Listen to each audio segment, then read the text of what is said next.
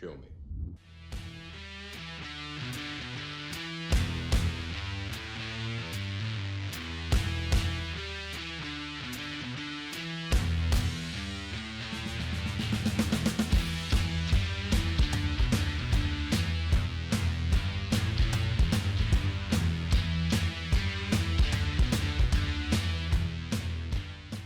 Hello and welcome to another episode of I Welcome You to Kung Fu, the show where I bring on a guest who is not constantly watching 55 martial arts movies a month, and I have them pick any movie from the genre that sparks their interest. I pick a movie that sort of complements their choice, something that makes sense there. And, we get to discuss it, and I just force somebody who doesn't normally watch this genre to watch this genre. This month, my guest is a co-host of the Screen Guide podcast alongside a previous guest in Derek from Semi Views. He is a member of the Chicago Indie Film Critics, and when he is not watching movies, he is a licensed therapist trained in methods like eye movement desensitization and reprocessing, acceptance and commitment therapy, internal family systems. But what does he think of my form of therapy? COSV. Choreographed on-screen violence. Daniel, I welcome you to Kung Fu.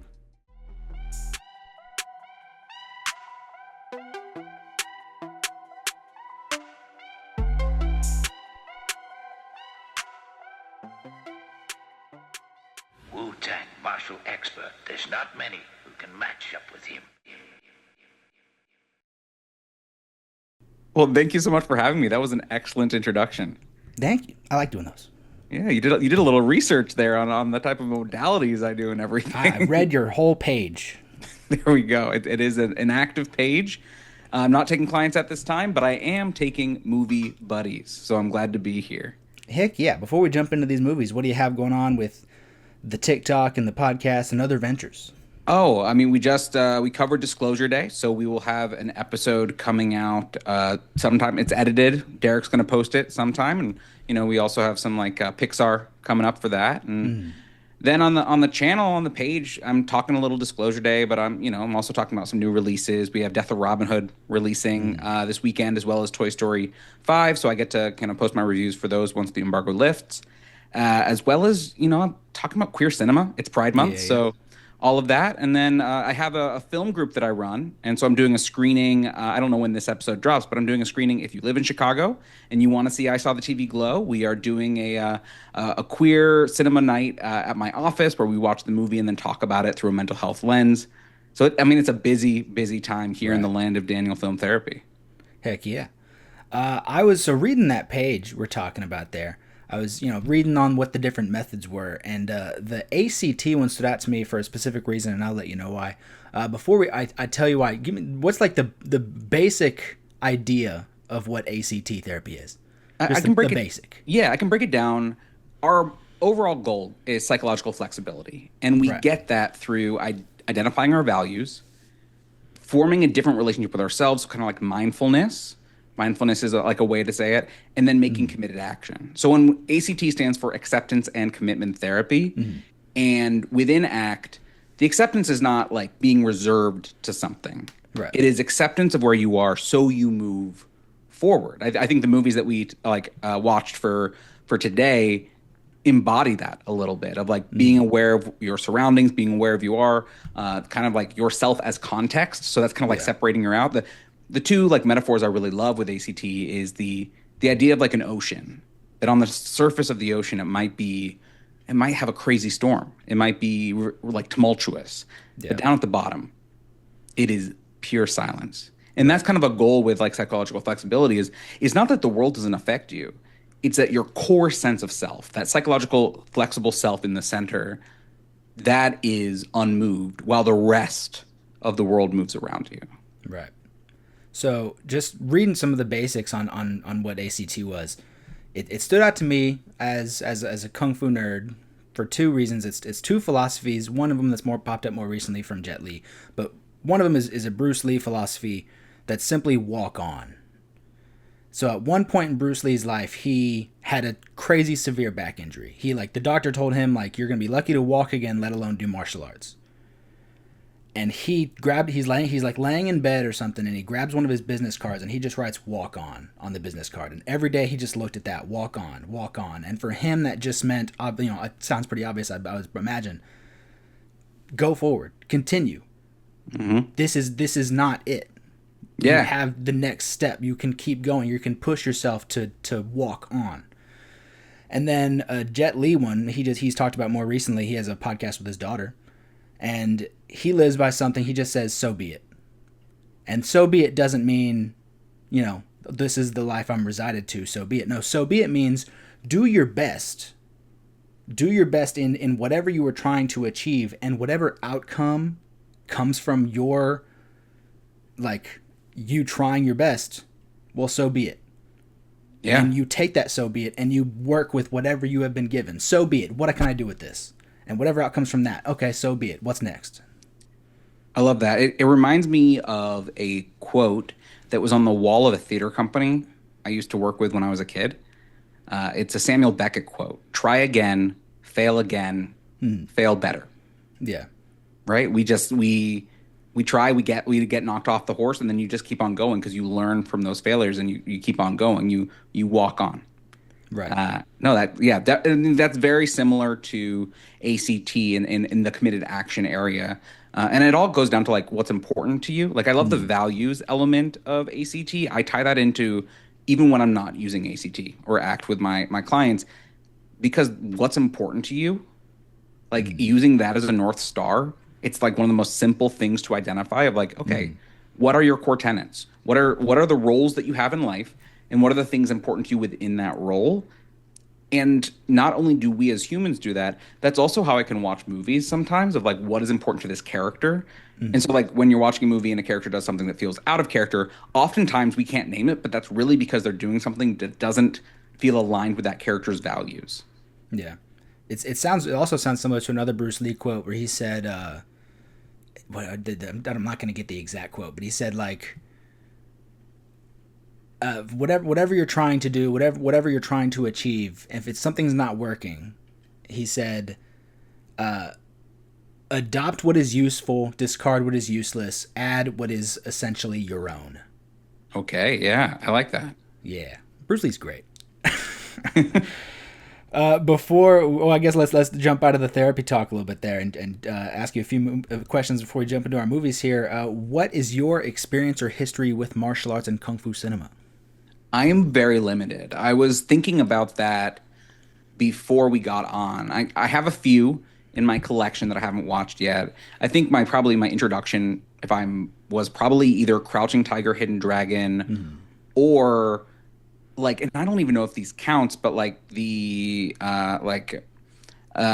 was the two of them with Owen Wilson and Jackie Chan. Yeah, Shanghai Noon. Yeah, those. Shanghai Noon, I think, was maybe some of my introduction there. And I think Jackie Chan in general, which this might be true of every child from the 90s, is any person who has a basic understanding of martial arts fans, maybe their introduction, especially as a 90s kid. Right. And there was also Karate Kid, and then for that, the world I spent the most time in there was doing the Netflix series, the YouTube then turned Netflix series, Cobra Kai. Yeah. And so that is kind of the elements that I know. But other than that, I would say action films in general, and then especially martial arts films, is an underdeveloped muscle or watching thing for me. I hear you. So based on that experience, what, I guess, sort of preconceived notions do you have regarding the genre? I mean, the thing that these athletes, these performers are some of the most impressive, they do the most impressive things that I've ever seen. I grew up in the theater, so it feels like ballet sequences, but with bodies mashing into bodies in some ways.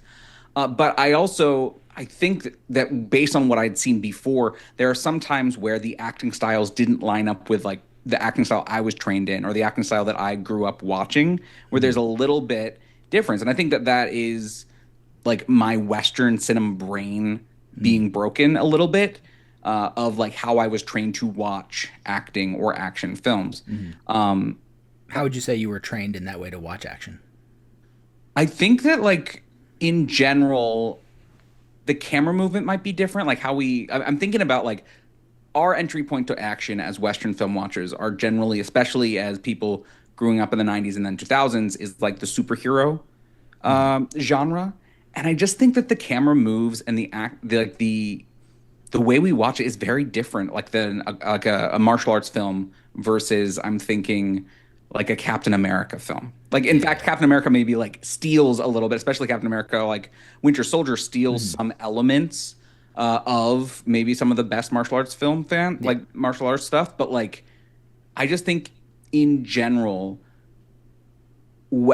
I remember. Oh, so this is like a side tangent. I remember showing one of my coworkers. This was like last year, 2 years ago. Showing one of my coworkers my list of favorite films, and this person said, "Daniel, this is actually a pretty Western list. This is like a lot less international cinema than I expected." And I took that as a challenge, and I was like, "Okay, I need to push myself when it comes to international cinema." And then I watched every single film by Park Chan-wook, and just like dived in, and watched all 12. And those were easy for me because they are the genre I like. Like I was actually like thinking about this director that we're going to be talking about today as a perfect meld of between the two of us, because his first film was a neo-noir, and like neo-noirs are like that kind of crime noir. He's like my bread and butter. It's what I grew up on. It's what I love. And then he moved into like these two that we are talking about today. And yeah, so I would say in general, I don't know how to explain it, but it does feel like a little bit of difference of like the Western sensibilities versus these martial arts films that, I mean, I got to say, I know we're not talking about The Furious today. Yeah. But like, I'm comparing every action film to The Furious now. Right. It's like, that is the pinnacle of what action can do. And like, even watching these two that we're going to talk about, I think, my brain was a little broken being like, well, I kind of missed the nonstop adrenaline there that didn't have any guns or any of that. Like I really love the hand-to-hand stuff that we get to see. Yeah, and I'll tell you, even as like as a teenager, I got to the point that unless it was a superhero movie, I stopped watching most American action films. Like if it wasn't a Marvel or DC movie, I wasn't watching a lot of American action. I've only seen one Mission Impossible movie. I've only seen Mission Impossible Fallout, which I love. It's a fantastic movie. Great film. But it was just because I was watching all this stuff from Thailand and Indonesia and Hong Kong and Japan. Even France has some excellent films with District B13. And I was just seeing what all these places around the world were doing, and I would watch some random American action film, I don't know what. And I was just like, oh, this isn't very good. This isn't what I like. Would you say that a big difference is that with a lot of the Western ones you don't like, it doesn't feel like the action builds? Like it doesn't feel like the things take their toll? That's what I notice about like thinking about the Fast and Furious franchise. And it's something I've talked about or thought about a lot is like how actors, especially Western actors, tie their personas to the characters that they play in a way that makes it so they can't allow their characters to feel weak. Yeah. Like I think, and this is just something that I'm thinking of right now. Well, first of all, like just how things are shot. Yes, that's one thing. Jet Li talks about has talked about in the past, when he first came over to Hollywood, where he says the priorities of what you film is different in the West compared to Hong Kong, where he says if you're given 3 weeks to shoot a movie, 2 weeks in Hollywood, 2 weeks is drama, 1 week is action. Whereas if you're in Hong Kong, 2 weeks is action, 1 week is drama. So you get more time to develop it and make it as good as it can be. But you bring up the Fast and Furious movies, some action movies I did watch as a teenager, Fast 5, Furious 6, bangers. I love Fast 5. It's a good movie. I'll talk about it later. I have it in my notes a little bit. But one thing I remember clocking in on as a kid was even just a shootout, because it doesn't have to be just martial arts. It can be a John Woo gunplay film. Sure. But a sense of geography is important. And so you'd watch a shootout in a Hong Kong film or a Japanese movie, and everything makes sense. You have a full understanding of where everybody is in the room, what is safe, what is dangerous, what's the escape plan, what's all this stuff. You know everything. The Matrix is good at that. Yuan Wu Ping. But I would watch some random American action movie and there's a big shootout, and it's just you see this guy fire, you see the reaction shot. You see this guy fire a gun, you see it hit something. You see but that's the only sense of geography you have. Gun was fired, where'd it go? Gun was fired, where'd it go? Okay, what's the room? Explain this situation to me. Well, and I know we're not getting into it yet, but I think that when I think about the ways that the raid succeeds, is it's not just what's the room, it's like what's the entire building, how are each floor connected, and the sense of geography in both of the films that you had me watch, that feels lived in, that feels real. And like it's crazy that this guy, like, he came in. I have some notes around like how some of his characters in the first film we watched, how the character kind of represents him in some way, but like he came into another country he's not from. And like it feels like he really adopted and was able to adapt a cinematic language that matches a lot of the other kind of martial arts films that you're talking about. Yeah. Well, and it's show don't tell. It's in Hollywood action films you hear the action, but in action films around the world you see the action. And that could be just because they're hiding a stunt double. That could be because they have no idea what the hell they're doing. Paul Greengrass. There's a wonderful story from Joey. I wish I could remember his last name. I'll put it on the screen here or something. If you've seen The Bourne Ultimatum. So you know the character Desh has like the real famous fight scene from that movie is Matt Damon versus Desh. Okay. And that scene, like if you look at the behind the scenes, they're doing it. They're going. But if you watch the movie, it's cut. Awful. Yeah. And so the guy who plays Desh, he's also a fight choreographer and a director, and he's a stuntman and knows what he's doing. And so he asked the director, he's like, "We're doing it all on camera. Why are you filming it in this way if we're on set doing it?" And the guy goes, "It's like Jaws. The shark was scarier because you couldn't see it." And then the reply to that is, well, the shark looked like shit. Yeah, they hid the shark for a reason. Right. If it doesn't look like shit, show it. Show it. Yeah. Do you think that's why the John Wick series has succeeded, is because of both the camera movement and the geography that they capture? I mean, yeah, absolutely. Those movies are made, and there's a good rising now of stuntmen taking the director's chair, but that movie is made by an extremely passionate stuntman. It's the same thing with like the first Extraction, a little bit less extent Extraction 2, but Sam Hargrave on Extraction does a beautiful job. Like, it's understanding what needs to be shown, because when you weren't a director and you were just a stuntman, you were the guy doing it, and you knew what you wanted to be seen. I love seeing, I say I love, I hate love. I will see, I follow a lot of stuntmen on social media, and I love where they'll post some sort of behind the scene of them doing a very basic stunt. Like I watched one where it was from Sinners, and it was a guy playing like a Klan member or something. You know, when at the end of the movie when they all show up to the bar and Michael B. Jordan guns him down, and this guy takes the shot and he does a pratfall out of the back of the truck. You never see him fall out of the back of the truck. And this guy posted it on Instagram and he's like, "Love that I did that. Love that I took that fall out of the back of the truck and you couldn't see it." Yeah, I mean, that's a great movie. I love it. It's a good movie, and also like that shows us how much goes into a film, right? Mm-hmm. That like so many actors that we don't get to see all their hard work, but like that it's there. And I do kind of like that about films like Sinners, where like if you had a camera going 360, every single actor was making a choice that is driven by something. Yeah.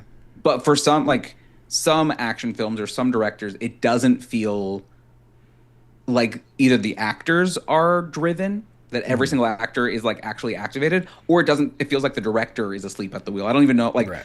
I don't mind. I like the Bourne series for what it is. But I agree that I feel like in the first one, he landed on a way that he shoots it, right? The first fight that happens in that bathroom, like that bathroom or something, where like, and then he carried that language through the rest of the series, which is maybe why Bourne Legacy, which I know people don't love, I actually think Born Legacy has some of the best fight choreography because it has a different cinematic language than the Matt Damon ones. Right. Well, let's get into this next question here. What typically comes to mind when you hear me say kung fu movie? I think about Bruce Lee, and I don't even know if I've like seen a Bruce Lee film. Like I've seen a bad rendition of a Bruce Lee in a okay film by Quentin Tarantino, but I think when I think that, or I think of like Crouching Tiger, Hidden Dragon, just because it's like that thing came in and was martial arts. And I know it's not kung fu, but when I think kung fu, I think the first thing that comes up is martial arts in some ways. There's plenty of kung fu in Crouching Tiger. It's a fun movie. So what is your action sensibility? What are you looking for typically when you watch an action movie? So I would say I don't like when I have a free night and I can watch whatever I can. The two things I'm going for, Tristan, is either a musical, which has action that's like choreography, like West Side Story and how like it moves like that. Or I think about like classic noirs or neo noirs where like there's action in them, but what's driven is more mood. It's more like set pieces. So when I'm going for an action film, man, I mean, like I said, like in my collection, I have some Mission Impossibles. I have some superhero stuff. I much prefer things, and like Gareth has a quote here about like conflict has meaning, the suffering has meaning. This is what all the action works towards the story. That's what I look for in an action film. I want any of the action to serve the story. There are some mainstream action films that sometimes feel gratuitous or sometimes feel like, I'm thinking about Jason Statham for a little bit. Like Jason Statham, I think all of his films have very similar notes for very similar purposes, and they don't all feel like they have a meaning behind the action. It just feels like his excuse to like go use a gun or punch things. And I like some of his early stuff. Like I actually think that like Crank is fun, has some fun elements, but I think as we get to this later half of his career, I lose the meaning behind the action, and it just feels like action for action's sake. I'm looking forward to his new one. Mutiny? Mutiny looks fun. But I'm a big Homefront fan. I like Homefront a lot. Okay. I haven't seen Homefront, so maybe I need to check it out. I mean, just got to get past the fact that James Franco is there, but other than that. Okay. Maybe I'll throw it on. So you bring up musicals. I've always said martial arts movies and musicals, they're cousins. Oh yeah. Like the choreography, the energy behind them.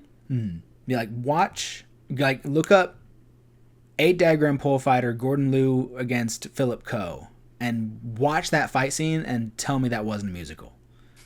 Like every single bit of it. And it even goes back to, I remember the first time I watched the original West Side Story, the fight dance scene. I remember the first time I looked at it, I was like, this is awful. This is hilarious and it's awful. But now I can look at it and I'm like, I get it. I got it and I like it. It feels like they're connected because everything's character driven. Every action is connected to the character, and that's one of the things that I loved about the Furious, and I noticed about the Furious is each fighting style of those characters matched the energy of the character themselves. 100%. And I think that's what I even saw a little bit in the Raid here too, is like the kind of matching of the actors and their elements. And musical theater is the same thing, where you have a tenor, you have a bass, you have the character, and the way that they sing, whether it's staccato, whether it's like languid, matches the energy of the characters. And there's also like, there's the thing called the I am song in musical theater, where it's like the statement, like this is the thing I want, this is the thing I need, this is who I am. And it does feel like through the martial arts films that I've seen, there are a lot of those too, like the statements or like the declaratives or very defined characters, very like defined things on the screen. Right. And I'm a big Hamilton and In the Heights fan. So you sang the I Am song. Yeah. Immediately in my head, I just went, I'm not throwing away my shot. Yeah. But then I was like, no, I can't. And then after that, my brain just went, I am Usnavi, and you probably never heard my name. Yeah, or like Vanessa has a huge I Am song in the Heights. So definitely, I mean, I think Lin-Manuel Miranda is really good at capturing, like all of his characters feel very defined. Right. In some ways. And like, especially with Hamilton, each of their rapping styles almost is like the Furies, where the way that they do hip hop, their version of hip hop matches their characters' energies, just like the fighting styles in the Furious. Yeah. Well, do you have any questions before we jump into our first movie here? We've never really talked about your relationship to how you got into it, but like, do you remember the first? Maybe your listeners probably know this, No, but it's like fine. the film that got you into martial arts film. It's not even a specific film because it comes in steps for a lot of martial arts fans, and particularly my generation, it comes in, as you said, Jackie Chan. You watch the American stuff, and even then, you watch the Jackie Chan stuff. You watch what Jet Li was doing in America. I was born in '96, so I'm 5 years old in 2001. I've got Rush Hour. I've got Romeo Must Die and Kiss of the Dragon, The One, other Jackie Chan American films. Okay, yeah.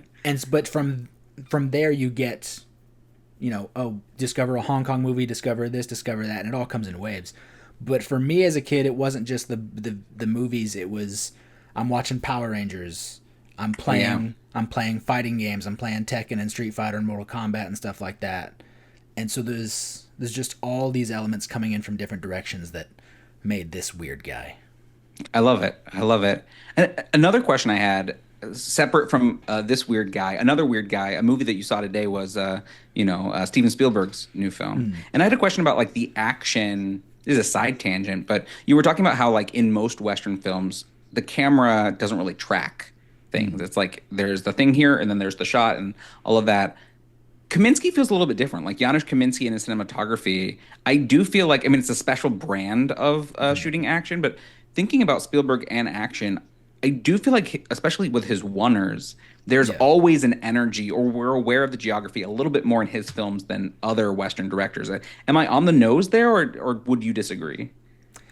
I mean, I think Spielberg has always had a pretty good eye. I've always been a Spielberg fan. Like growing up on the science fiction, on the adventure, like there's always a place in my heart watching a Spielberg movie.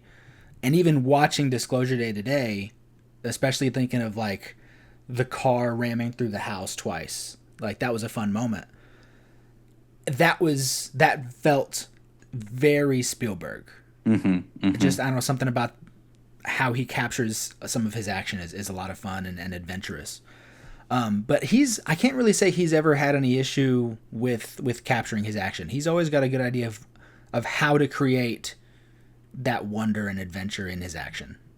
Is that what you're looking for sometimes in like the martial arts films that you're watching? Is it wonder and adventure, or what are you looking for in your favorite or the best martial arts films?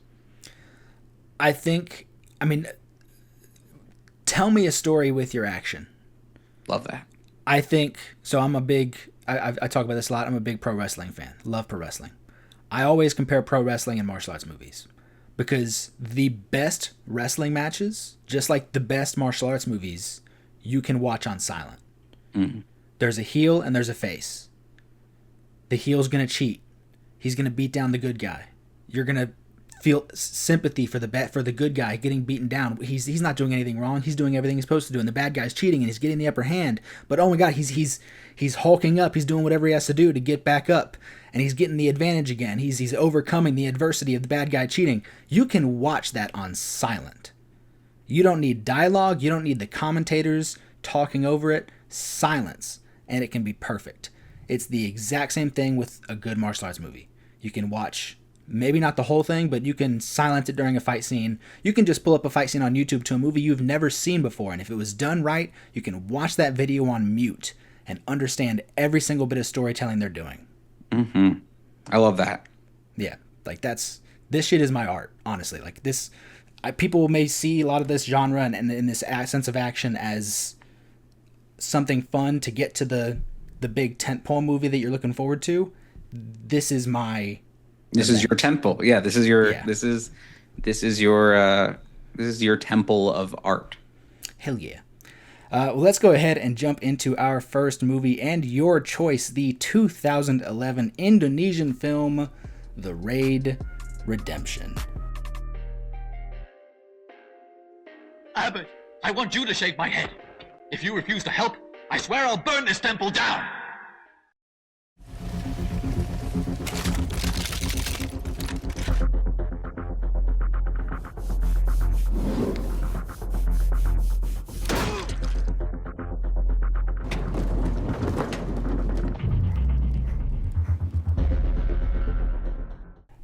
The Raid Redemption, directed by Gareth Evans, starring Iko Uwais, Yayan Rui, and Joe Taslim, Pierre Grono, Donnie Alamsia. A SWAT team of 20 cops raid an apartment building housing criminals on every floor and run by a ruthless crime lord. When the cops are discovered, it becomes a desperate fight for survival. Daniel, without getting into opinions, why did you choose The Raid Redemption? This is a film that's been on my radar for years. And it's also one that when I do Letterboxd recommendation live streams, a lot of people have it in their top 4. And so it felt like a blind spot. And, you know, when you said, what's a martial arts film that you haven't seen? The first thing I actually thought about was Police Story, but you had Police Story written down. And so I was like, cool, I can't bring in Police Story. That's one that I wanted to watch a few weeks ago because it's on Criterion right now. Do it. And I will. I definitely will. But I'll have to do it on my own time. For this project, the other reason why I chose it is Joe Taslim. Joe Taslim is one of the leads of The Furious. And I've seen that movie twice now. And I can't stop thinking about both of the lead performances. I think they're so strong. And so I did want to see him again. And also having Yayan in this film again and getting to see them both at the earlier stage of their career was something that I really, because I love tracking actors' careers. That's one of my favorite things to do, like going with Jimmy Stewart and seeing him in, you know, Fievel Goes Out West as his final role as Wyatt Burp, and then go seeing him in The Shop Around the Corner. I love seeing the trajectory of actors' careers. And so that's one of the reasons why like The Raid called to me, is seeing these two performers that gave some of my favorite performances of 2026 earlier on in their career. Absolutely. Well, what did you think of The Raid Redemption? I really like this film. I really do. I mean, I think I've said this in my review. Had I seen it before I saw The Furious, I think I'd even be more high on this, because there are some elements of this film that didn't work for me, which is mainly anything that has to do with gunfire. Because I think I was coming in not with expectations. I try to avoid expectations. But I guess if I did say I had an expectation, I thought we'd have the more hand-to-hand combat earlier on in the film. And so I was kind of like, as I'm watching, I'm enjoying myself. I think that both of the lead characters, Aiko and Joe, are like doing a good job. Everything is well staged. And yet I'm like, when did they start hitting each other? that was kind of like in the back of my head. And then once they do, like once that guy is taking the thing and trying to dig into the ground to get to the floor below, that's when things start like really like lighting up for me, where I'm like from that till the end of the film feels nonstop. But before then, a little bit of me based on like what I'm not looking for in action films these days. And like we have so much gun violence other places that I'm just not like wowed by that anymore. Before then I'm like, okay. But then after that, it really, really picks up. Is this one, I mean, I think you have it at like 5 stars, right? This is like one of your favorites? Yeah, boy. I saw this back in 2012 in theaters. I got hyped up for it. Like, I don't normally get foreign martial arts movies in my home theater. That's normally something I got to maybe drive to Nashville for, if it's even playing in Nashville. And I remember seeing, I was a freshman in high school. I remember seeing the commercials on TV, and I was like, that can't be. I gotta have that. Yeah, I gotta have it, and this is not normal. I don't get that. Like, if there's a reason this is playing on my TV right now, and it's because it's gonna be playing in my town, and that's insane. And I'm normally a big, like, I'll watch the first trailer, and I don't need to watch any other trailers. I watched the one trailer for The Furious. I didn't watch any others. Up until the movie came out, they were putting out 1 or 2 clips of some short bursts of action. I didn't watch any of it. I didn't need to. But back in 2012, I was consuming everything. Every trailer they put out, they would put out a short little 40-second bit of action from a fight scene. I was watching all of it. Like, the hype was completely real. And I went and saw it that night in 2012 and lived up to every single possible expectation I could have. Now, also, as you said, if you'd have seen this before The Furious, you probably would have said it was higher. This was like a game changer. Oh, I'm sure. Like every few years, there is something that comes out that's like, oh, like the tide has changed in what we can do now with martial arts action. You know, back in 71 to 73, Bruce Lee's doing his thing. You jump to 78, Sammo Hung, Jackie Chan start doing stuff. You jump to the late 80s, Jet Li and Donnie Yen are coming on the stage. Michelle Yeoh. You jump to 2003, Tony Jaa hits with Ong Bak. Every few years, something hits that's like, oh, everybody now has to step it up. Right. And The Raid was, people really had to step the fuck up because it was that good. Yeah, it's such high octane action. Yeah. And it does feel like, thinking about, you mentioned Fallout earlier, I don't think we have the direction that the Mission Impossible franchise went. I don't think we have the direction that, you know, the Captain America franchise had if we don't have this film. The way that the like hand-to-hand combat, especially between Mad Dog and Jaka, or Mad Dog and Rama and his brother, like I think those two big fight scenes are some of the most influential fight. Like that's what when I was watching, I was like, oh, I see the DNA from here into some of my favorite films of this genre, like the Western versions in the 2010s. Yeah, absolutely. No, yeah, there's a mass amount of not just American movies, but movies from anywhere around the world. You jump to some stuff we start to see in South Korea. Like South Korea has honestly been one of the very best in probably any genre of film for the past 20, 30 years. Like for the past 30 years, South Korea has been on top of everybody's game. South Korea is great. But as much as I love South Korean action up to that point, Arahan, some Old Boy, Man from Nowhere is great. But then you start to see a little bit of a change in something like No Tears for the Dead or The Villainess from South Korea. That's like, oh, you guys saw The Raid and you know you had to do that now. Yeah, it just affected everywhere.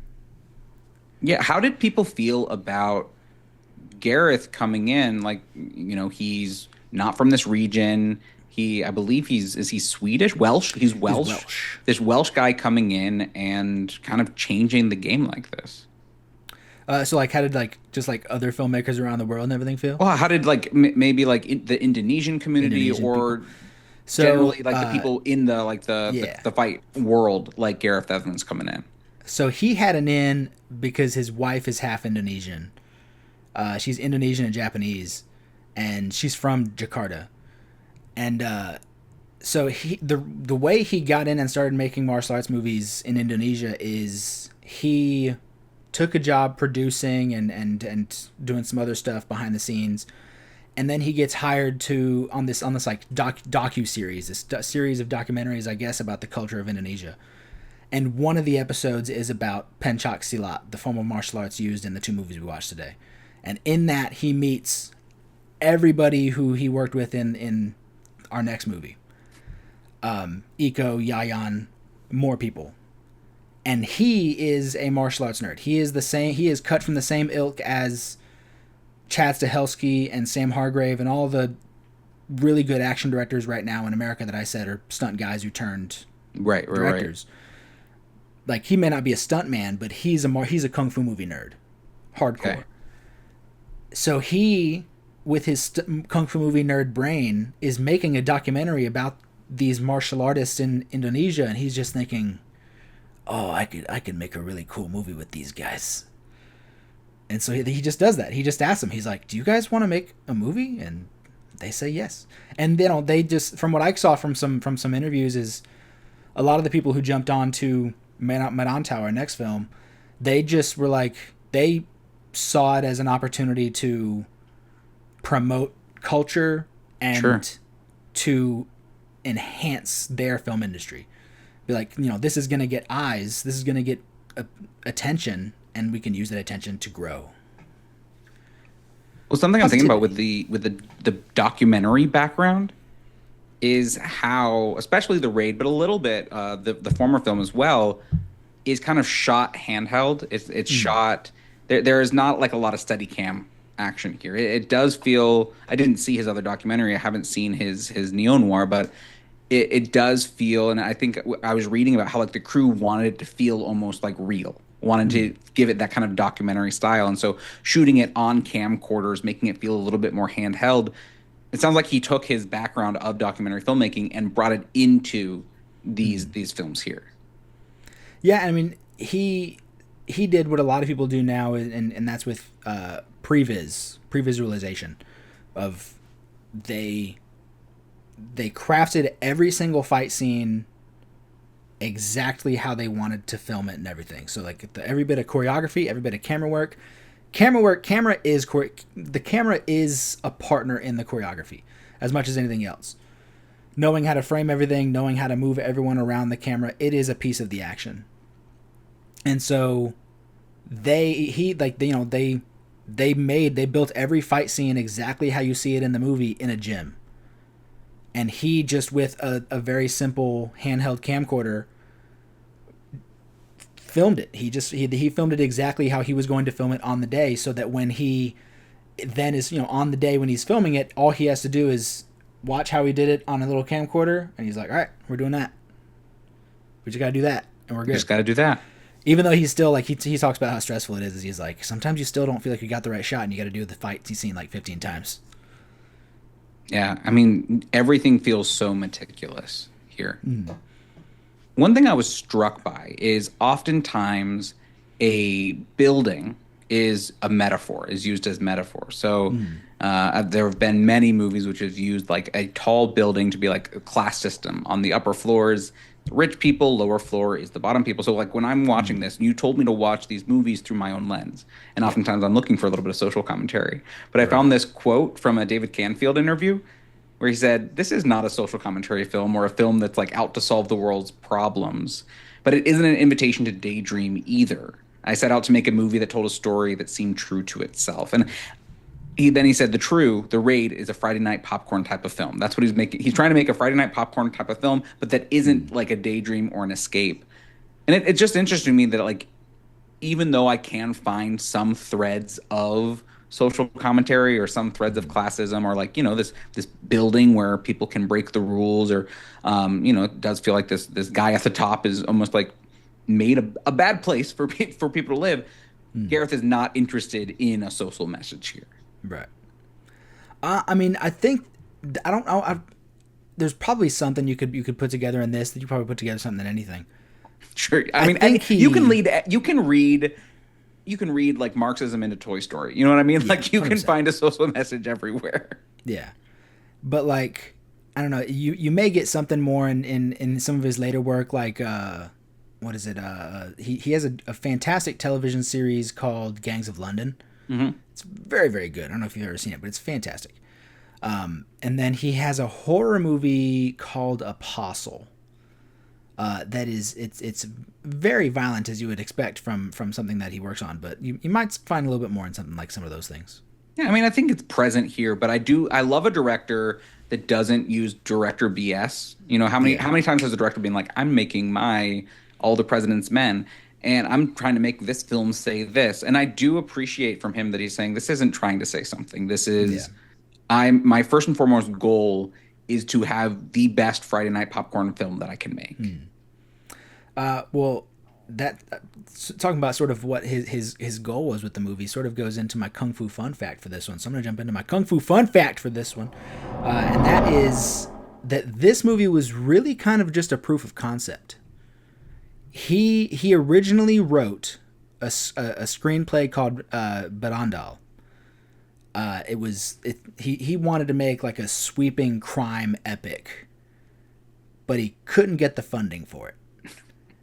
They gave him $1.1 million.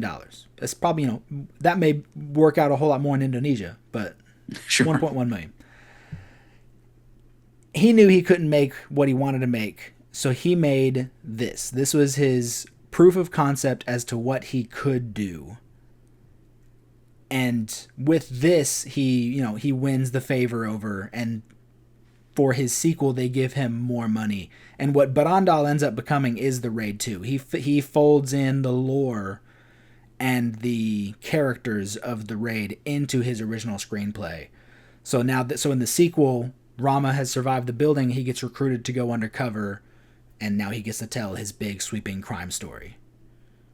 That's cool. I mean, this film, it took everything from me not to just turn on the Raid 2 after finishing Raid 1. But I didn't want to do that because I didn't want to confuse the two within our discussion. And also because I had the other film that we're talking about today.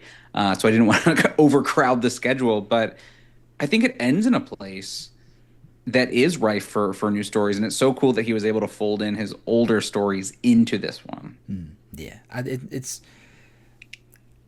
It's just, I think it shows a smart amount of adversity to be like, oh, this is all you're going to give me? Got it. I'm going to blow your freaking mind with this $1 million you gave me. He used it well. I mean, we this year, we have heard a lot about films using smaller budgets to make very successful films. You know, I don't know if you've seen Obsession yet, but Obsession took the world by storm. Backrooms was only made, quote unquote, for $10 million. Right. It is crazy what people can make with, I'm saying like with $1 million, like it's not a lot of money, but for them, it's not for what he wanted to make. And I think that the Raid is really successful. Yeah. And I've always said that with low budget does not mean low quality. Low budget means high creativity. It means higher effort. Yeah, you're pushed against a wall. Like I think about Jaws versus Ready Player One. Which one are you going to want to put on? Right. Trust me, I'm never watching Ready Player One ever again. I have it on Steelbook, and I'll never watch it again. I will be a childish man-child and say I love the book, and that movie bastardized it to hell. But Derek said this yesterday on our podcast. Derek said the same thing. He loves that book. Does not like. I'm realizing Ready Player One is literally right behind my head, right there, because I have all my Spielbergs right behind me, just because it's been Spielberg week. But I don't blame you. I don't blame you. You don't have to see it again, Tristan. I don't want. I tried, honestly. I did. I reread it 2 years ago, and I put it on. I put on the movie, and I got about 25-30 minutes in, and I was like, no. Just visually ugly. It does look awful, but. Like I have a big collection of all the stuff behind me, and even to my left over here is not just stuff from other countries, but I've got American martial arts films, and typically that means low budget stuff. And so much low budget action, martial arts action, all of it just looks better than a lot of the higher budget stuff because they knew that they had to make a little go a long way, and they had to make something as simple as 2 to 3, 4 people fighting look spectacular because they didn't have a budget for CGI or explosions or something else where they're like, we have to focus on what we can do and make it as good as possible. I love that. And I also feel like these Western films that we keep on dogpiling on, but I'll keep on dogpiling, a lot of them take for granted the audience, and so they don't try anymore. They just they're aware everyone's going to go to opening weekend for Mandalorian and Grogu. And then they don't make an interesting film. You did. I did not. I actually have not seen it. I even did a Star Wars podcast, and I did not see that film because they lost me. They lost me. But they do think everyone's going to be there. And so whether it's Marvel and how they've fired most of their FX team, or if it's Star Wars, like all of these. Sorry, Disney, I keep on throwing you under the bus. I'm not even sorry. But they take for granted the audience. And it sounds like these lower budget films, they're hungry for an audience. They want to win you over. And so they're going to try, and they're going to try in a way, again, where they have to be a little inventive. They have to cut corners. They have to make it the most interesting thing that you can watch. Mm-hmm. Yeah, and it's... So we'll put this into something I have written down here. And it's... So obviously I said that the budget on this movie, $1.1 million. I wrote down a few other 2011 action movies to compare some of their budgets here. So a lot of there was even more than I wrote down. There was a lot of movies that year, but most of the mid-budget action films ranged anywhere between 40 to 60, maybe 80 million. Okay, give me some names. Tell me the names. So there's a few outliers, and you're going to be pretty upset about the outliers too. Okay. But so you have something like I Am Number 4, which was 60 million. Okay. Pretty much flops. No one really talks about it. Jason Statham movie The Mechanic for 40. There's a Sorry, that one was, it was 40? Yeah, it was 40. There was the Conan the Barbarian remake with Jason Momoa I forgot about that one. for 110 million. The Wow. Green Hornet with Seth Rogen, Yeah. 120. Where? Okay. The cast pockets, probably. Probably. Green Lantern, the same year. Good year Oh. for Green. Yeah, big year for Green.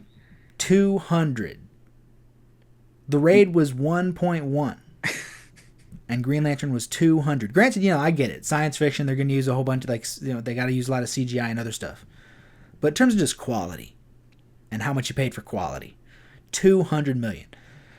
But then, you do have a few good things because you have Fast 5 was that year. Again, I'll say it. Fast 5, it's a banger. I like it a lot. Solid. That one was 125 million. Okay. I will say for that one, money well spent. And mostly to the cast still, but also some really cool sequences. Yeah, I mean, how else are you going to afford they put a fake safe around a truck so that they could drive the safe? Yeah, there's the safe in the safe. Yeah. Yeah, it's a banger. Maybe the best Fast and Furious movie? It's probably the best one. Yeah.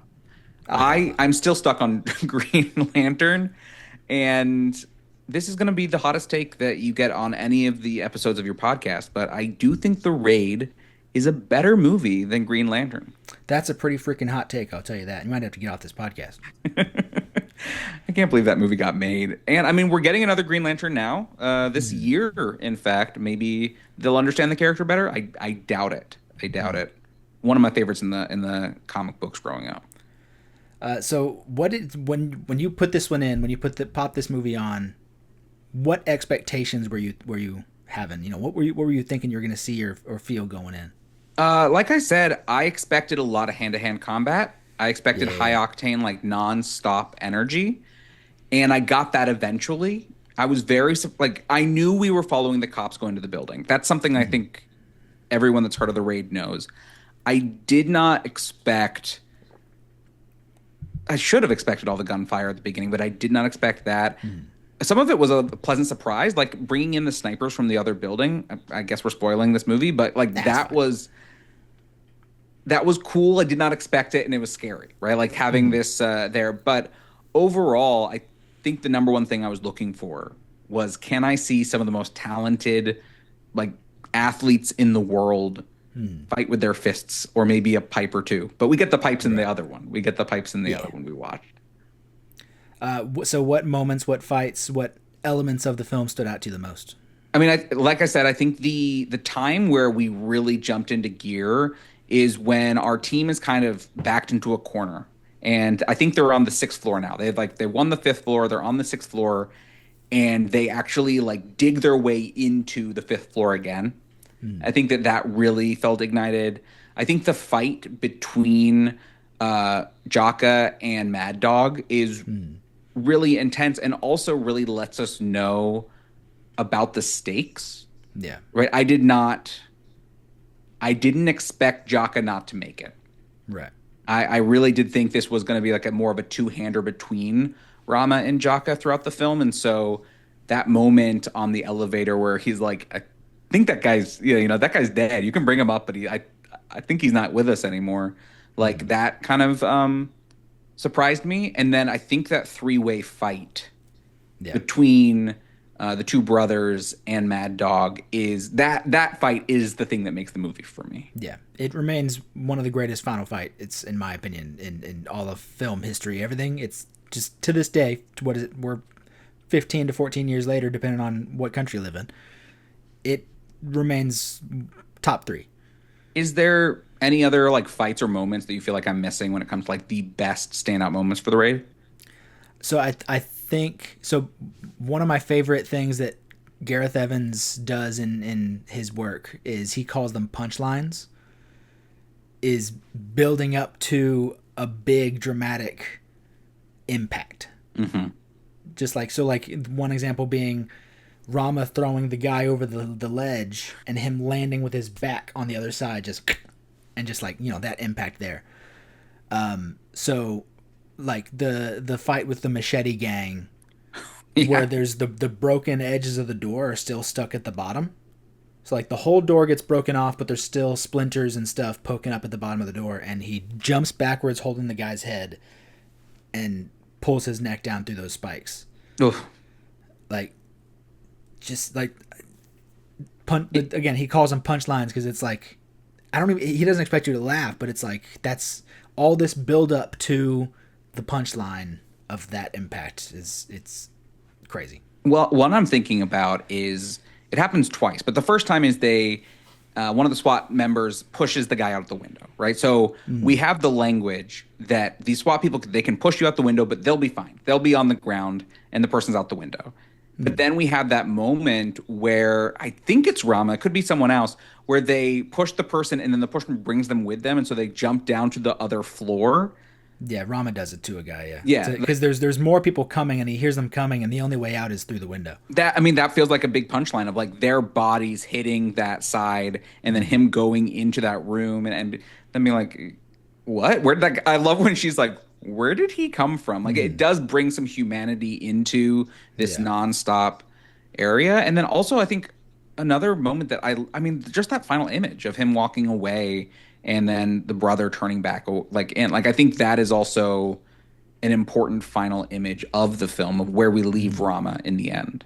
Yeah, there's still a wall between him and his brother, but on each side they have a better understanding of one another. Right. And I think that one of those moments of someone getting thrown out a window is maybe the first punchline of the movie, and I think it's the first moment sitting in that theater where I was like, where you felt, oh, this is gonna be fun, where like you said, they break down through to the bottom floor, to the floor below them.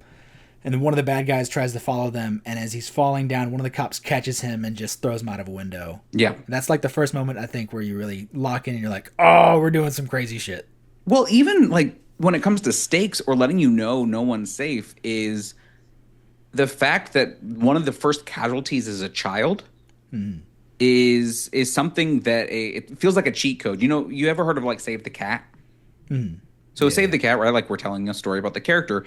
In a few movies I've seen this year, it's Kill the Kid, right? Like that happened The Furious opened with it. The Furious opens with that. Death of Robin Hood, spoiler alert for that movie, opens with literally like not only does an arrow go through this kid's head, then there's a cut sequence where he's just like, this kid is wandering through a field with an arrow through his head and like lets you know, hey, we're not in the Fox version of Robin Hood here. We're the edgy Robin Hood. I have thoughts on that movie, but we'll save that for a different podcast. But it does inform you about not only the character's willingness to go that far, but the movie's level of violence that children are not safe. Right. Yeah, and so like talk about that final fight scene and someone not knowing if somebody was safe or not. I went to see this movie back in 2012 with my dad. And during that final fight, Mad Dog is so dominant. And again, this fight scene can be told on silent. Yeah. If you didn't see anything in this movie, you just turned it on when Rama walks into the room as Mad Dog beats his brother. Completely on silent. No volume, no dialogue, which honestly in that moment it already is a silent film. Nobody talks. Right. But if you just watch that on silent and with zero context of the rest of the film, Rama walks into the room, this guy's beating his brother. From that to Mad Dog dying is, again, perfect physical storytelling. Nobody, even on not even have the movie on silent, nobody in that scene says a word. And without any previous context, you could put it together. But so, talking about the anything could happen, everybody's in danger. I'm sitting in the theater with my dad watching that, and towards the end of that fight scene, I hear my dad whisper, "That little fucker's gonna win." And I was like, that got me sitting in that theater more invested in the scene, that my dad was like, they're not gonna make it. And like that, like, got me into it even more. Like I was more involved and invested in that moment. It feels like that's what Yayan Ruhian does, is plays like the most wily little motherfucker who you think's gonna win. All three of the movies I've seen him in this month, I have thought, oh, there's a chance where this guy's gonna Like, it doesn't make sense storyline wise when it comes to like the hero or the villain, but he always feels like he's a little bit stronger than our hero. Right. Do you have any final thoughts, final questions before we get into the next one here?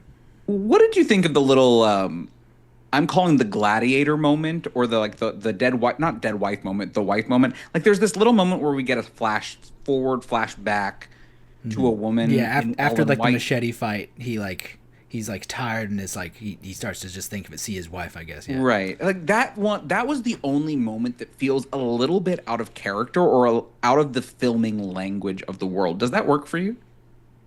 I think it worked for me, yeah, because I think within the character moment and the story for Rama, everything up to this point, especially after the fight with the machete gang falling through the window, in that moment, he is helpless. He is defenseless. When the door opens and it's his brother Andy who pulls him in, if whoever was coming out of that door was anybody but Andy, yeah, he's probably dead. I really like that element of who's coming through the door. I don't know, because it doesn't happen often throughout the film, I don't know if I need a flashback to what he's thinking about. But I do understand a little bit that it like slows down the film for 1 second. Yeah. One final question. If you think about the ideals of martial arts films or martial art film artists, which of these performers really stood out to you or represents what you love about these films? I mean, I think they all represent what I love about it, but I think a common trend, a commonality that any film within this genre, and this is a vast genre, from the immense diversity of Hong Kong action, Hong Kong martial arts, because Hong Kong martial arts cinema can mean 25 different things. Or if you jump over to Japan, if you jump over to Thailand, South Korea, anywhere in the world, a major commonality in a good martial arts kung fu movie is adversity. Karate Kid. Sure. Karate Kid, as much as I don't care for it, is 100% a martial arts movie. Rocky is a martial arts movie. Adversity is like the name of the game. Like, it doesn't matter if it's someone being bullied. It doesn't matter if it's Rama saying bye to his pregnant wife at the beginning of the movie and being thrown into hell. Or if it's, some random Shaw Brothers movie where someone's master is killed, but they're not strong enough to defeat the guy who did it, so they have to go train for 6 years. Mm-hmm. Like, this movie I wouldn't say has the element of like becoming better, because there's not like a training sequence or something, but there is still fighting outside of that adversity. Rama has been thrust into this situation that he didn't know he was going to be in. This mission was not on the books. It was all bullshit by the gray-haired guy whose name I never remember. Something we talked about at the beginning of this. So be it. Walk on. Get out. Push further as hard as you can and get out. There's so many stories of people from around the world who found themselves in some situation that they didn't want to be in, something that was awful. And there's examples of people who watched kung fu movies and that made them go forward. Because they're like, if this guy can train for years and make himself better and find his revenge, find his peace or anything, then why can't I? There's real stories of people who watch kung fu movies and they're like, I can do this. I mean, even hearing you speak reminds me of another movie I saw this year for the first time, was Lady Snowblood, and the idea of the pushing through, the revenge. And I'm sure that film inspired a lot of people to fight back, to push through. So I guess I've seen more martial arts films than I remembered, is what I'm realizing too by remembering Lady Snowblood here. Well, let's go ahead and jump into our second film, the one that I have chosen to pair with The Raid, and that is the 2009 Indonesian film Merantau.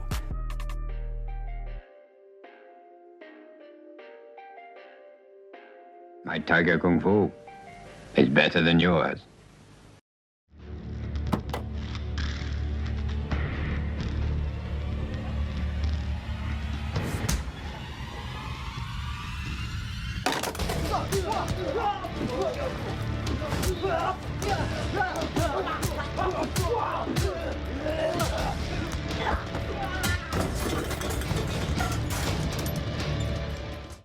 Merantau, again directed by Gareth Evans, starring Iko Uwais, Siska Jessica, Mads Kudal, Yusuf Aulia, Laurent Busan, Yayan Ruyan, and Christine Hakim. In a small Indonesian village, it is tradition for young men coming of age to leave the village on a journey called Merantau, a chance to see and learn new things and gain new perspectives, and maybe figure out what they want to do with their lives. And it is on Yuda's Merantau that he discovers the harshness of the world and of city life, and he comes across a brother and sister in need of saving. So I chose this one because it is Gareth Evan, Yayan Ruyan, Iko Uwais' first film venture together. I had a few other options. I considered The Raid 2, of course. I considered like a spiritual sequel in The Night Comes for Us. I also considered an old school Jackie Chan film from, I believe, 1980 called Dragon Lord. But the only reason I considered that is because the final fight of The Raid Redemption is inspired by the final fight of Dragon Lord. Okay, very cool. But, of course, I went with Merantau. So what did you think of Merantau? Worst Rumspringa ever. Right? Pretty bad. Pretty bad. I think this is a solid semi-directorial debut. I'll say directorial debut in the sense that it's the first martial arts film for Gareth Evans. Yeah. I do think it feels a little more juvenile than The Raid does. The Raid feels a lot more like tightly made, and I think there's especially issues I take with maybe some of the not the violence that we see in the martial arts, but the violence towards women that feels a little less put together. It feels like a younger person's film. I think that the fight choreography is yet again amazing. Seeing, especially Iko, this was my first time watching any of his films. He's so good. But I do think that I butted up against a little bit of what he decided to show in this film versus The Raid. Did you notice? So what did you notice in terms of the difference in like choreography and action stylings between Merantau and The Raid? I mean, this one, the location, right? You talked about geography earlier. The spaces that most of the fights are here are in wider areas. The camera has a lot more area to move around, as do the performers. Although there are still some fights that feel a lot more contained, especially like when he's having the metal pipe fight that's on the little kind of like lower strip. But especially the third act, that is a large area that he can shoot in. And so it does feel like we get to breathe a little bit more. But I do think that some of the fights between Yayan and Iko do remind, like the fight between Yayan and Iko does remind me of their fight at the end of The Raid as well. Yeah, it's my favorite fight in the movie. It's holds up to this day. It's fantastic. It reminded me of a better version of the elevator fight in Captain America. I know I keep on bringing this up, but I get the elevator fight in Captain America is that Winter Soldier, where it's like that is the one time we're in a very constricted place and like it's nonstop in that space. Yeah, no, I mean I'm fine with bringing up stuff like the Winter Soldier because I break it down with a lot of Hollywood action and superhero movies. Is people have asked me, because obviously like martial arts movies were more prevalent in America in the 80s, 90s, early 2000s. Right. Since then, there's been less of it in the United States. So people will ask me like, what happened there, or anything, something in that vein. And my answer is it's still there. There is still martial arts being done in Hollywood action. The only difference is there's martial arts movies and there's action movies with martial arts in them. Right. A lot of Marvel stuff, some, whatever. Mission Impossible Fallout. There are action movies where there are martial arts moments and martial arts is in this action movie, but it's not a martial arts movie. John Wick Chapter 1 and John Wick Chapter 2 are incredible action movies with martial arts in them, but John Wick Chapter 3 and 4 are martial arts movies. Dude, 3 is so good. I'm 3 is I fantastic. know I'm in like a lower camp that I think 3 is better than 4, but like 3 is my favorite of the series. I think I'll always say 4 is the best, but I rewatched the whole thing, the whole series, including Ballerina, in January, and it's like it's not even for me. It's not even that 3 is better than 4, 4 is better than 3. It's 1A and 1B, and any day I could swap which one's 1A and 1B. Yeah. I love especially in those two, how the world looks. And that was something that I liked in this film is I liked those reds. I liked the Raid is a very gray film. It's an extremely gray film. And so one other thing that really stood out to me here is the lush greens in the beginning before he goes on his journey, and the kind of reddish, bluish hues of the city once he gets there. Yeah. I'm happy you brought up the Raid being very gray, because I've got right here this steelbook. This just came out in it was like last year, I think. And this is a 4K remaster. Mm-hmm. And he not only remastered it, he recolored it. That can be dangerous. It's still great, obviously. It's still the Raid. Right. But because I've seen the movie 50 times since it came out, I'm used to it being so gray. Mm-hmm. And he pretty much just kind of took out the gray, like everything, you can make out people's skin tones more and all these other things. It looks more natural lighting. But there's something for me that I'm still like, yeah, but the Raid is supposed to look kind of gray. Sometimes some films are not meant to be seen in such detail. I find that with watching a lot of films from the 80s especially, where I'm like, I don't need to see their pores. Right. Like I'm good. There are some movies I'd rather watch on our VHS player with a VHS than watching the 4K restoration that looks amazing, but I think the look of those original films, again, talking about people being backed up against a wall, it's a part of the film. And so a lot of these restorations, like I have 2 copies of Eyes Wide Shut because the Blu-ray looks good. I don't need to see the 4K all the time. Yeah. The 4K, some of the blues and the color doesn't work. And I'm glad we have the technology to restore the way we do. But sometimes I'm like, are we going too far? Hey, James Cameron, did you need to do that to your films? Is maybe what I'm saying. I don't own Terminator 2 because the only one I could find, I guess, was like the 4K or maybe a steelbook or something, and I kept hearing people don't buy it. Yeah. They're like, yeah, so he did something and it looks worse. The Blu-ray is good. The Blu-ray works. There are some movies where I have the 4K and the Blu-ray Panic Room, David Fincher. And I was watching the 4K, and then it was scratched because I buy so many of my discs used. And it was scratched, so we just took it out, put in the Blu-ray, picked it up right from there. It looked better for me. I thought that the Blu-ray looked better on, and maybe but no, I have a 4K, I have a 4K OLED TV. I should like the best visual thing, but sometimes I don't want to see every little pore or like the things in the background because the film, especially these older films, were not designed for us to see everything. Trust me, you're preaching to the choir on that. Yeah. Because as a kung fu guy, all these movies from the 70s and 80s, if you restore it, they're probably not going to be like hitting each other's bodies or anything. Well, it's not even that. It's like the first time I noticed it was the Lau Ka Leung film, Legendary Weapons of China. And I have remastered Blu-ray, and I noticed all those characters, like they would put old age makeup and beards and wigs and stuff on people, and I could see netting of the wig. Yeah. And I was like, and it was like I could see the netting on the beard and everything, and I was like, oh no. And then like every now and again on some of the old films, like you can just very clearly see a wire. Yeah.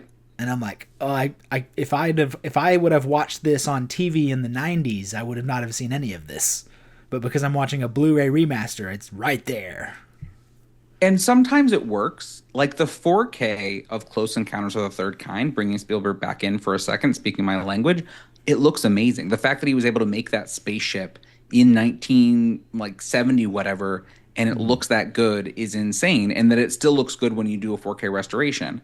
Yeah. But then there are the movies where you see The Wire, you see the mat in the background. Like there's some musical theater movies I do not need to see a 4K restoration of Singing in the Rain. I'm good. I have the Blu-ray. I'm good. Like because of how the sets look so fake, I want to see the nice art. I don't need to see it, and I feel the same way about like The Raid. I saw I watched it on Hulu because it's on Hulu. Yeah. And it looked great. It looked fine. I did not notice anything in the color. I don't, because I have nothing to compare it to. It looked great to me. Yeah, 100%. And it just kind of was like, even though I was like enjoying, because that was the first time I'd watched the 4K. I've had that for a year, and I just hadn't watched that specific copy. Sure. And even though I was enjoying myself, somewhere in my brain I was still like, it's like the colors are too good. Yeah. I was like, it shouldn't look like this. But so you're talking about sort of back to Merantau here. Would you classify some of the stuff going on in this as maybe a little bit of a noir film? There are film noir, like neo noir elements, especially the lighting. I think something about the neo noir from the 80s on is they love more kind of neon-esque lighting, and this film has that, and it has the crime elements, right? It has the mystery, it has the like what's happening to these people, what is this big gang? Maybe after we're done with the pod, I'll throw it on my neo noir ranking list, see where it stacks up. I have 205 films ranked so far in my neo noir ranking list, so right. I could definitely see throwing it in as like a neo noir martial arts film. Yeah. I had asked about like sort of the differences in action stylings between Merantau and The Raid, and obviously you can see maybe a little bit of maturity and gained experience in The Raid, but something I always appreciated about the change in them, the differences in them, is again coming from Gareth Evans making a documentary about this native martial arts style in Pencak Silat, is I think that what we see all the performers in Iko and Yayan doing in this in Merantau is it's far more a traditional portrayal of their system. It's in their movements, it's in every single bit of the choreography. It's far more traditional Pencak Silat. Whereas if you go into The Raid, he's obviously still doing his Silat, but it's become more applied and tactical. I can definitely see that. Yeah, I like that a lot. That's my nerd brain, though. No, I love that. And I find it very interesting, right? Like our two English speakers they fight differently. It feels like they have a little bit different energy than Yuda or Eric or them. It just felt like watching Erector and Luke and the way that they operate in the world. Again, when we think about like fighting style informing us on character, they have a different energy. That also, I mean, you can tell me, are they also using that same kind of martial arts, the Salat style, or are they doing something a little bit different? So I can't remember what the shorter dude, he's obviously doing a lot more punches. He's more of a boxer. Laurent Busson, he is like a taekwondo kicker, and like there's a great moment in his fight I love where he catches his foot up here, and he like does not even catapults isn't the right thing, but he like releases it and it comes back down across, and I always thought that looked so cool. But no, he's definitely got more of a taekwondo style. He's got a great low budget film called Die Fighting that is absolutely brilliant. But yeah, no, they're definitely doing like more of a boxing and taekwondo kind of thing. I kind of like that, having the different styles. I mean, that's I think the best part about Fallout is the different styles between the Tom Cruise character and the Henry Cavill character, and like the different ways that they work, and we see that here too. I'm not well versed in this language. I had to ask if they were different, but I got a different vibe between the Indonesian fighters and Luke and the way that he moves his body. Well, even if you go to Joe Taslim, and I think what Joe Taslim does is far more prevalent in The Furious. Is Joe Taslim is a judoka. He is a national. He was on the national judo team for Indonesia, and I don't think you can he obviously gets a few throws in the raid, but I think his judo is so prevalent in The Furious, and it's one of my favorite things about that movie. I talked about it in my review. Is everybody in The Furious has a different style. The actress who plays his wife in that first fight scene, her style is leans a bit more Muay Thai, and she's always added her own kind of flair to her Muay Thai in her movies. She's fantastic. But Miao is wushu, Joe Taslim is judo, Yayan is silat, Joey Iwanaga is taekwondo, and then you bring in Brian Lee. Brian Lee's insane. Yeah, he has a weird background where him and his brother Andy is also in Everything Everywhere All at Once. He was Death Dealer in Shang-Chi. Mm-hmm. They don't have a traditional background. They are just nerds who grew up watching kung fu movies and went out in the backyard and trained. That's crazy. But so what? And he doesn't even do any of like his traditional kung fu in The Furious. He's just doing this weird animalistic craziness. But what I love so much about that movie is everyone is taking what they do and they're blending it into the fight choreographer style, Kensuke Sanamura. But so I just bring that up because Joe Taslim being more judo than he is penchak silat over anybody else. But yeah, what we're talking about, I forgot. Well, I mean, we were talking about the. I mean, I could talk about The Furious all day, but that we were talking about Luke and his fighting style. But I think it's the same thing. All three of these films have a. Because I'm sneakily making this also a The Furious podcast as well. But all three of these films have a third act fight that, number one, you don't know what's going to happen in the end. And number two, really does allow each actor to showcase the best of what they do. Because that third act fight in The Furious is in the police station, where you get to see all five of those actors doing their best at like the height of their abilities. I don't think I've gripped a seat harder than I have. And even here with the fight between Yuta and Luke, it's high octane. Yeah. And very similar to one of the characters in The Furious, and unlike the Raid, here we don't get a happy end. I was like very surprised about the ending of this film. Yeah.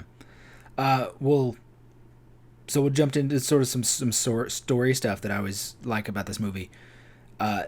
We don't get a fight scene until like 35 minutes in. Mm-hmm. So that compared to the Raid, which is like we're immediately jumping into action and craziness.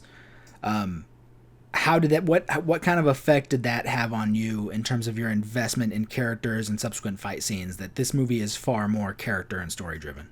Yeah, I mean, I felt it allowed me to sit in the world a little bit more, especially going on the journey, having these conversations.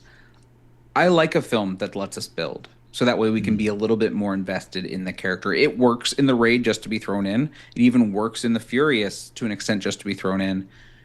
I did enjoy getting to know Yuta a little bit more, and I also enjoyed the introduction to the chaos, having like one of his first forays into this world be just a boy stealing his wallet, like having the moments be a little bit more intimate.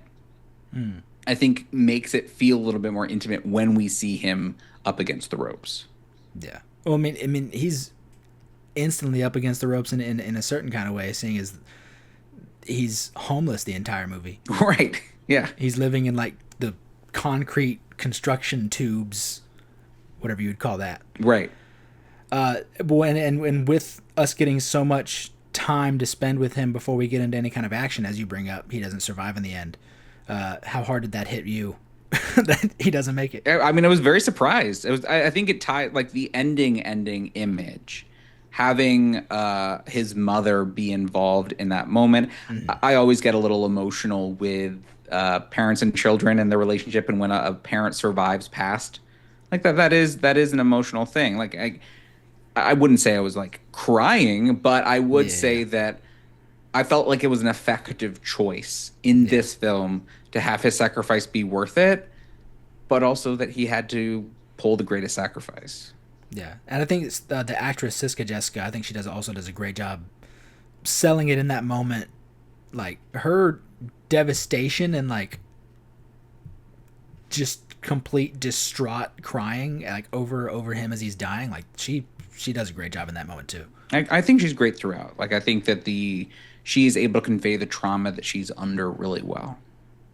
Yeah, she's the big sister putting on a strong face with a little brother. Yeah, I liked this one. I would say I do like The Raid as a complete picture more. Yeah. And maybe it's because I know it's the sequel. I know I'm not the sequel, but it's like the follow-up. It feels a little bit more refined. It also feels like go, go, go, go, go. But there was something here that felt a little freshman, a little bit like someone's first foray into something. And I like seeing people's firsts. I don't think it's I think it's a good film that does feel like the beginning of something rather than the continuation of something. Yeah. One thing I was thinking, I always forget until I start talking about it, is from Merantau to the Raid, the final fight, he swaps the dynamic. In the end, the final fight of Merantau is one protagonist fighting two villains. The finale of The Raid Redemption is two protagonists fighting one villain. And even that, but again, the craziness of Mad Dog, the one villain is winning most of the fight. I mean, that's the craziness of Yayan as a performer. That even in Yayan's scene here, I did not expect that ending for his character Eric. I thought we'd have a little bit more time with him.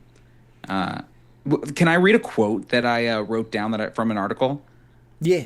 I really like this. This is Andrew Milne's review of Merantau, where he said, it's bad form for a reviewer to try to psychoanalyze a filmmaker. I saw the word psychoanalyze, so I had to jump into this. But right. Evans, a young man from Wales, traveling halfway around the world to a profoundly foreign country to make a movie, and that movie was about a young man leaving home to make his way in a strange, overwhelming new environment. You don't need to be Sigmund Freud to join these dots. That there is something autobiographical in Evans making a story about someone going somewhere new, somewhere foreign, somewhere unknown, and feeling thrown into something in some ways. Yeah, definitely. I can totally see that. I mean, I also just kind of see it because what's crazy about this being his first sort of, let's say, a low to mid budget action movie compared to going into The Raid. I always, in a weird way, say I think a good way to introduce yourself in the world of action or martial arts film is keep it simple. Bruce Willis, his big action introduction being Die Hard, he's a guy in a building being taken over by terrorists and he has to fight his way out. Simple. During a Christmas movie, yeah. During Christmas, it's Christmas, obviously, on Christmas. You go to, I don't know, let's say Bloodsport for Van Damme. Sure. Guy enters tournament. It's a tournament movie. That's it. Ong Bak, someone gets something stolen, he has to get it back. Simple. The Raid is almost as simple as you can get. Guy goes into building, guy got to get out. Yeah. But instead of that being his introduction movie is actually this, like, probably 60-40% drama about a guy just trying to figure out what he's doing with his life. It's a coming-of-age film. And definitely. It's a coming-of-age film. It's a little bit longer. It's less tight. It is... I think it does feel like... I've been watching a lot of directorial debuts, and I know this is not Gareth Evans' actual directorial debut. Right, but it's like nobody plays Street Fighter. They play Street Fighter 2. Right. And it does feel of akin to the other directorial debuts I've been watching, where it's like it has so much of the DNA of this director before they're getting to know themselves, as they're getting to know themselves. Like Duel has so much of Steven Spielberg in it, and it has so much of the DNA, but it also feels like him before he's really gotten to know himself, before he got to make Jaws.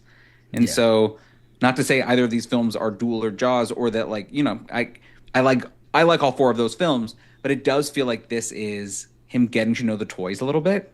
You know, the first time you play with it, you get the toys in the box and you're like, "Ooh, I get to build these Legos." And it feels like him like learning the language as he goes. And then the raid is once he now knows the language and now he knows how to work with these actors, and he can really like, he doesn't have to think as much. He can just do.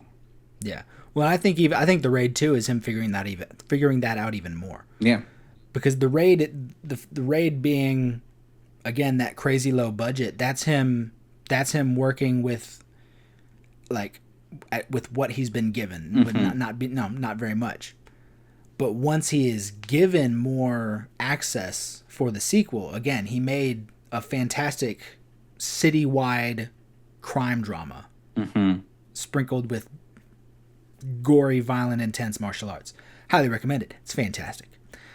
I think he discovers so much more about himself once he's given a bigger sandbox to play in.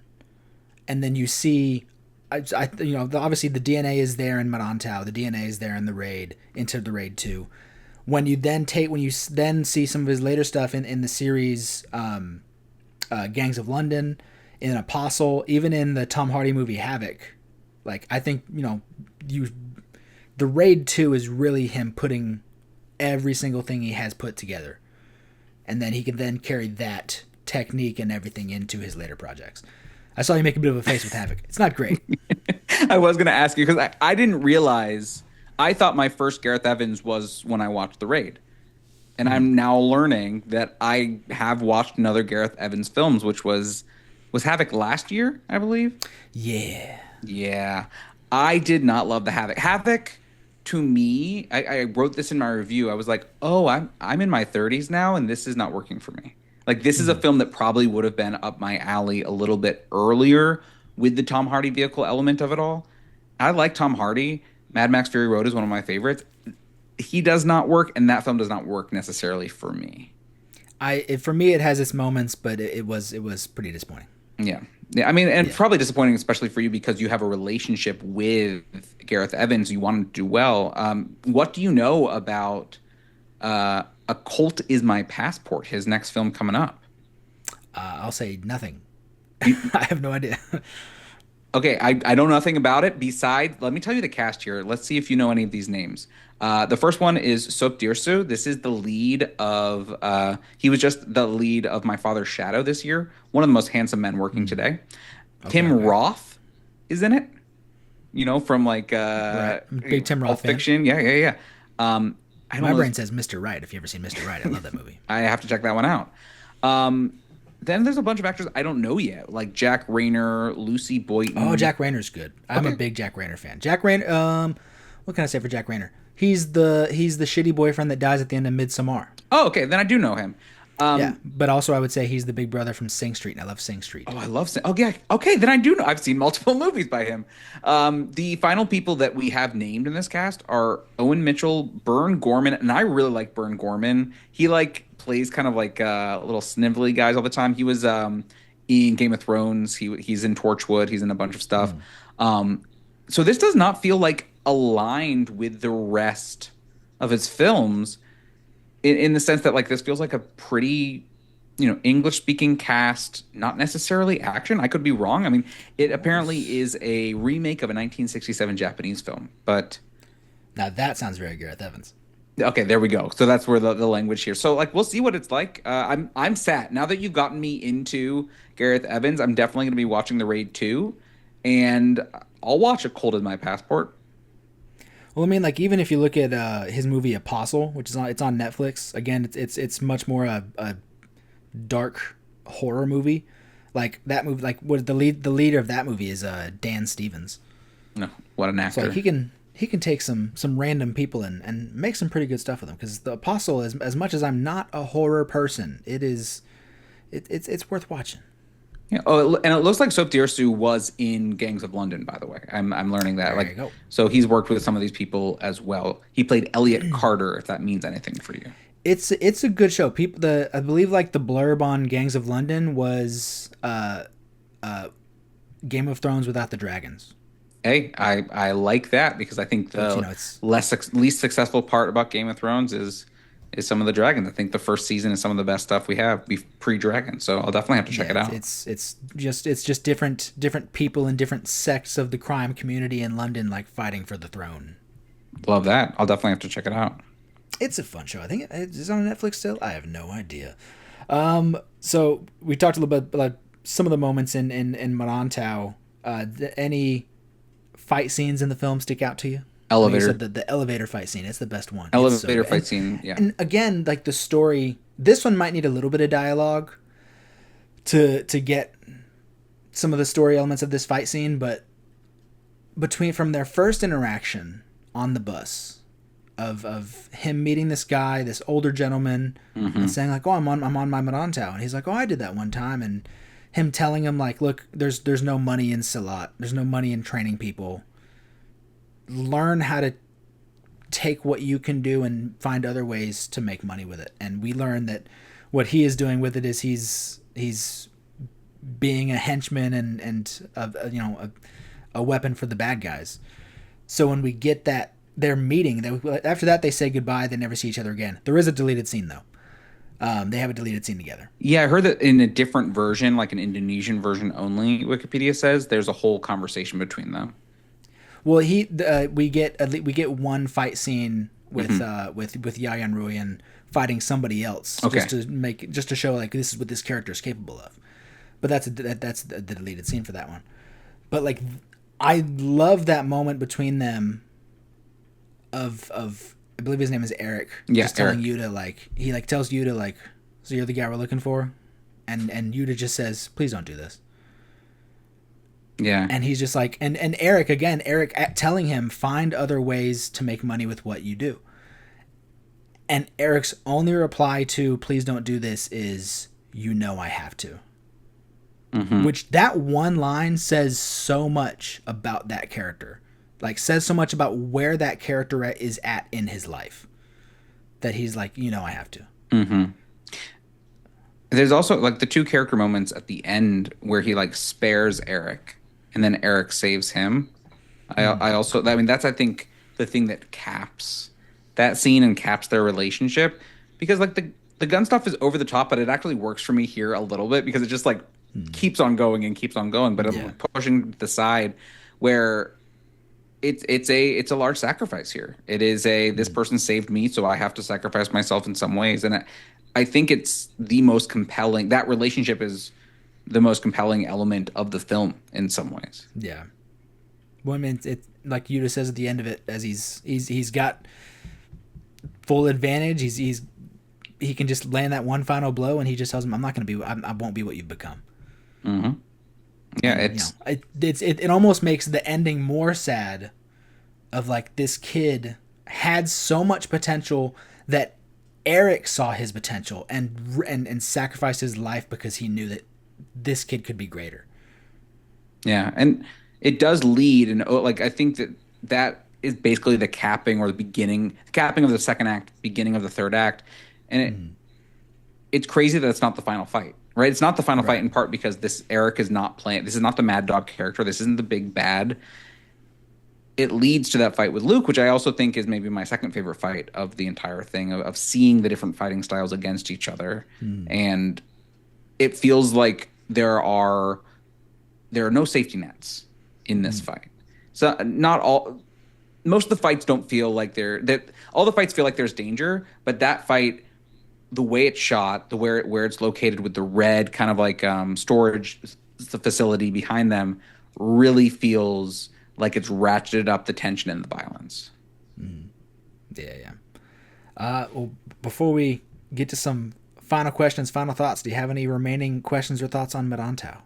Merantau, I think people should check out Merantau. No questions, but it is, I think, when it comes to early films for a director, well worth people's watch. There are trigger warnings worth having there. I don't always love a trigger warning, but I do think that the violence towards, like, you know, seeing the sexual violence, seeing the all of that I think is my least favorite elements of the film. But if you can stomach that, I definitely think it's worth watching. Yeah, definitely. Well, let's get into some of the final questions here, and you've pretty much told me the answer on this one already. But which Gareth Evans movie did you prefer? I'll go The Raid here. Okay, okay. What about you? So yeah, the Raid as well. There are differences that if I was in a certain mood, I would watch Merantau. If I depending on what I'm wanting. But the Raid again, it was from experiencing it in 2012, experiencing it in the theater, experiencing it online with mutuals in the community, and then seeing sort of like people within the industry also talk about it. Like it was just such, It's a moment. it had such an impact. Like I like a good final shot, of course, but like the movie was already, the movie did all these things with the action and the choreography and the performances, the directing, all this stuff. Also, The Raid, they didn't have an actual building to film in. They just had one set, and they made one set feel like a whole building. Great. So impressive. But I don't even know where I was going with that anymore. When it ends with the buildup of the music from Mike Shinoda of Linkin Park fame, the gate closes, the beat drops in the music, and you just see the Raid Redemption. It felt like such a statement of ending with that beat drop, Raid Redemption, and it was a statement that just said, "This is what we can do." Mm-hmm. Like it was everything. Yeah, I think it's The Raid. I think the Raid is. I don't want to say the clear choice. These are both good films, but The Raid for me, and it sounds like The Raid for you, is where you would go. Absolutely.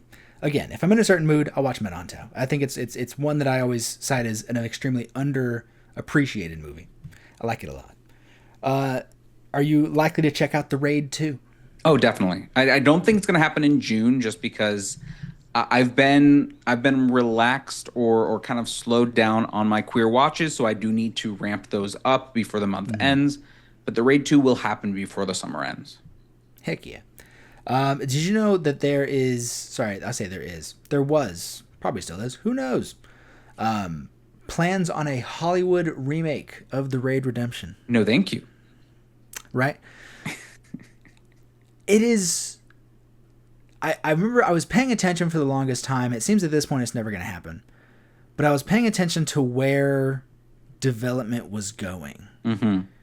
Like they, at one point, Gareth Evans was signed on as a producer, and they were sticking to the original idea of the building. I think Taylor Kitsch was involved.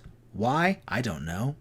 I think they were doing, the brothers would be Taylor Kitsch and Frank Grillo, which that was one I was like, I like Frank Grillo. Yeah, sure, but do we need that? No, we don't. But then I had heard that like the story had changed and it was now like an on the run film. And I was like, how do you raid when you're on the run? And then like it was just Frank Grillo and somebody else, and Taylor Kitsch was out, and it was just a lot of, we're good. We are good. The last thing I'm seeing here, I'm looking this up. On January 10th, 2022, Deadline reported that a remake will be on Netflix, with Patrick Hughes directing alongside Michael Bay producing, but we have not had an update since 2022. I will say my idea for how to remake The Raid is Blade. I think what would make the Blade movie work, and because we're seeing all these Marvel movies flop because they're spending way too much goddamn money, decrease the budget, set it in one location. Blade, let's bring in Kit Harington from Eternals because they went ahead and introduced. Oh, you think we're gonna bring him back? Do you think he's going? I don't know, but so I had like a whole idea where I was like, now the boss is some important vampire character, maybe linked to something else going on within the Marvel universe. Sure. Now the criminals in the building aren't just criminals; they're vampires. They're vampires. Blade, his team, along with Kit Harington, got to go in. We bring a team so that we can have people die. Love it. And you got to get up the levels of beating these vampires, and they eventually figure out that the good guys are in there. I thought it'd be cool to have like Kit Harington is supposed to be playing the Dark Knight. Right. And the concept of the Dark Knight in Marvel is the more he like uses the power, he kind of goes mad a little bit. And I thought it would be a cool idea if he's like controlling it as much as he can. And like maybe the building has a few, quote, familiars in it, so they're, humans. And maybe as the Black Knight, he loses control and accidentally takes out a few familiars, and he's got to deal with the turmoil of that and all this shit. But I just thought, like, if we can't make the Blade movie, which they've been trying for so long, they've been trying. Mahershala Ali should not be Blade at this point. It's too old. I don't think he can't. No, decrease the budget, put it in one location, adapt the Raid into this horror. It already has horror elements. Adapt it into this horror superhero martial arts film, because Blade should be a martial arts film. That's the one in single way that I would say that is how you adapt that is how you adapt the Raid is do Blade with the Raid. I would watch that movie. I would watch that movie. Sign me up. I would. 100%. Do you think there's anywhere else in the world of martial arts kung fu cinema that you may journey? Oh, definitely. I currently, my Letterboxd list has 3,000 movies on it, and there are a bunch of martial arts films on that list, just because so many of my followers on TikTok have martial arts films in their top 4. So I have added most of everyone's top 4s to my list so I can check it out. But there are also just some classics I need to see. I need to fill in the Bruce Lee like holes in my schedule. I need to do those classic ones because I love going back to older cinema. So I definitely will eventually, and I'll be watching your page for suggestions because I think you talk about this stuff so wonderfully. Thank you. If you ever got any questions on what you should check out, then I'm definitely here to always help. That is my duty on the internet, is to spread the joys of this genre. Do you have any final thoughts on your journey into martial arts action here today? I appreciate it, Tristan. Getting to hang out with Derek, I definitely hear a lot about martial arts film love. He's a big fan, and it's been a pleasure hearing about it from you as well. Sweet. My last question here is a very simple one. I ask everybody, and that is just, did you have fun? I did. I had a great time. Very good. Thank you very much. Go ahead and let people know where they can find you at. Yeah, you can find me at Danielfilmtherapy on TikTok and Instagram. You can find me at Danielfilmtherapy or Daniel's Thoughts on Letterboxd. And you can find me at Daniel Westheimer on Psychology Today. Hell yeah. Do all those things. I will have all the available links in the in the description down below. Of course, you can find me at Martial Arts Film Freak on Instagram, the Facebook page, the TikTok, the Blue Sky, and all of those things. Thank you so much for joining me for another episode of the show. Thank you for liking this video and letting us know in the comment section which of these movies you prefer. It's probably The Raid. If it is, what do you like so much about The Raid? Let us know that here in the comment section down below. Again, thanks for joining me for another episode, whether this is your first time because you just wanted to see Daniel talk some martial arts, some Raid, some Merantau here on this episode here today. If it's your first episode or if you've been hanging around watching all of them, I welcome you to Kung Fu.